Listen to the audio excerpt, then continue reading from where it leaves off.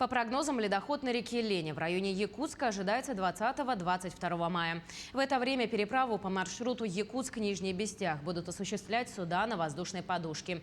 В период активного ледохода к переправе присоединятся аэроботы. Из-за малого количества судов и уменьшения загрузки судов на воздушных подушках.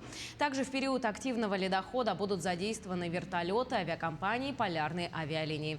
Сразу после прохождения ледохода в навигацию выйдут паромы и скоростные суда. Первый рейс паромов намечен на 25 мая. В период интенсивного ледохода у нас действительно будут ограничения по провозной возможности, поскольку будет пересадка судами и аэроботами. Них столько у нас на данной переправе у нас 6 единиц всего лишь, поэтому будет и загрузка на суда на воздушной подушке уменьшится, поскольку надо будет проходить через ледовые эти торосы и так далее, поэтому усложнения возникнут и, соответственно, будет повышение тарифов определенно до 3000, как обычно происходит в это время.